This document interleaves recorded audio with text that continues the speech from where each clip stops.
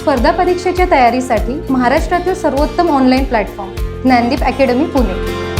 महाराष्ट्रातील सर्वोत्कृष्ट शिक्षकांचे व्हिडिओ लेक्चर्स, PDF स्वरूपात नोट्स व प्रश्नपत्रिका उपलब्ध, तेही अगदी माफक फीसमध्ये. बॅच जॉईन करण्यासाठी आजच गुगल प्ले स्टोअरवरून ज्ञानदीप अकॅडमीचे ॲप डाउनलोड करा. अधिक माहितीसाठी संपर्क करा 95 11 28 04 65. Hello friends, welcome you all to daily answer writing challenge of UPSC mains. Today we are going to discuss one of the most important question relating to current issues, that is about farm laws and its conflict and going on standoff between government and farmers organization. So what it is, let's go into it. The Supreme Court's interim order in the contestation between farmers and center over the new farm laws may be motivated by laudable intention to break deadlock in negotiation.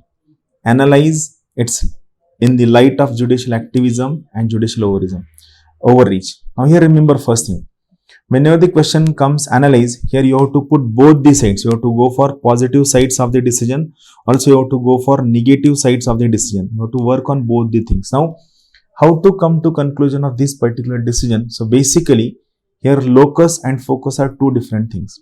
Here the interim order given by Supreme Court is the locus, right? Here you have to think about what is the order, what will be its impact on Supreme Court, on executive, on farmers organization, on trust of the farmers, on entire legislative structure, on parliament, what they think. So in this entire structure, basically the laws are made by parliament, but here we are taking the prime minister and his council of minister by hand. So basically you have to think on this particular pattern. So what should be your start? Remember, and also it happens in many of the cases that we do not take parliament into consideration, but remember laws are not made by prime minister and his council of minister. They are just drafter of the laws. When laws are passed in the parliament, they are treated as property of the parliament, and the responsibility for the laws, their proper discussion, redressal of the grievances, then problems related,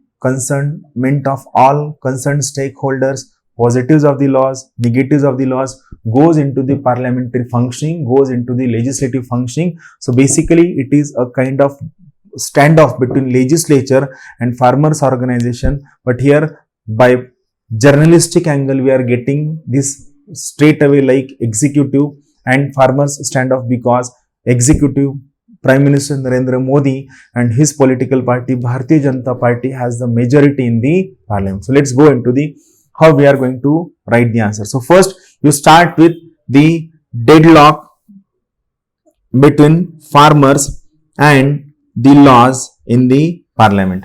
Now while explaining the deadlock between farmers and laws, you have to explain how this deadlock is between concerns expressed by stakeholder and the due process of law. That is, farmers are saying that basically the law has not been discussed amply, the law has not been taken into consideration, all concerned stakeholders and parties were not discussed properly. Actually I won't say that it is completely about due process of law. We can say it is about the proper procedure of the law. Proper procedure of passing a law has not been followed. So proper procedure of the law has not been followed. So here basically you have to explain this particular part in 25 to 40 words. Here I am giving more time for this part because you have to explain how this standoff is going on between farmers and the legislature. Then second part, the stand taken by Supreme Court, or stand, that is interim order given by Supreme Court, how this interim order is a good thing. You have to explain this entire good thing from the perspective of judicial activism. Now what is judicial activism? Whenever legislature and executives fails to perform their duties, in that case when judiciary fulfill or performs their duties, judiciary fulfill or fills the vacuum of the duties, then it is called as judicial activism. So judicial activism is always taken in a positive sense. It is a good thing and it is needed looking at the increasing complexity, technicality, population, functions of the legislature and executive, it is said that it is need of the time when the functioning lines are getting blurred between legislature, executive and judiciary. That's why here first you have to explain how the interim order given by Supreme Court is a very good thing from the perspective of all farmers, legislature, executive and Supreme Court. So how it is going to have a positive impact, it must be explained in almost 100 to 125 words. Then comes second part, what if judiciary failed to deliver? What if judiciary fails to deliver? It means it could be sound as a kind of judicial overreach.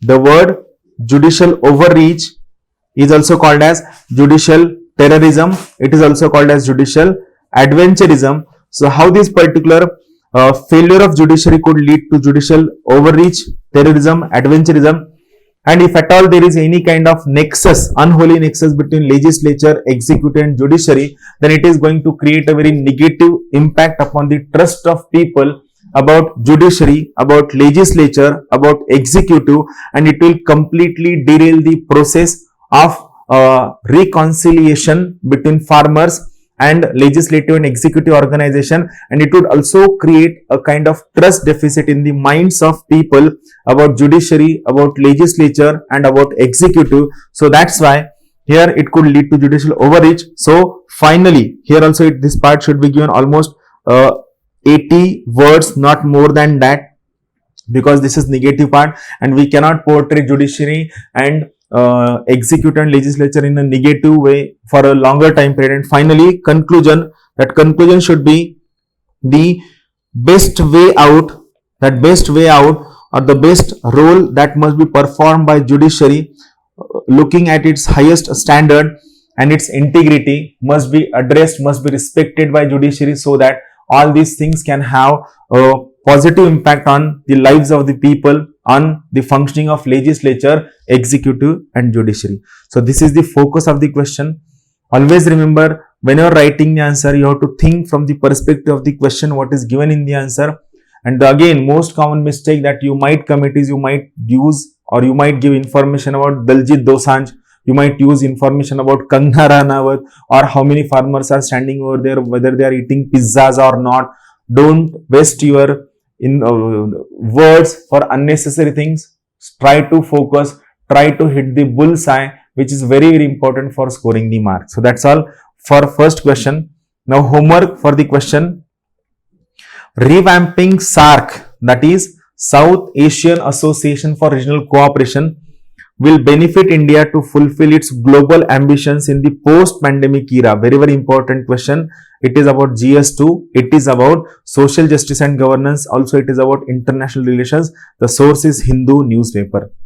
Then question number 3, comment on 5 years of Pradhan Mantri Fasal Bima Yojana and how it has benefited the farmers. It is again GS3, source is Press Information Bureau, and you have to not only think from this question perspective, you have to think in the terms of all important government schemes, programs and policies, and their performance in positive and negative sense must be analyzed, addressed and reproduced in your answers. So that's all from this side. Thank you very much. Have a good day. Thank you. स्पर्धा परीक्षेच्या तयारीसाठी महाराष्ट्रातील सर्वोत्तम online platform Gyandeep academy Pune. महाराष्ट्रातील सर्वोत्कृष्ट शिक्षकांचे video lectures, PDF स्वरूपात notes व प्रश्नपत्रिका उपलब्ध, तेही अगदी माफक फीसमध्ये. बॅच जॉईन करण्यासाठी आजच गुगल प्ले स्टोअरवरून ज्ञानदीप अकॅडमीचे ॲप डाउनलोड करा. अधिक माहितीसाठी संपर्क करा 95 11 28 04 65.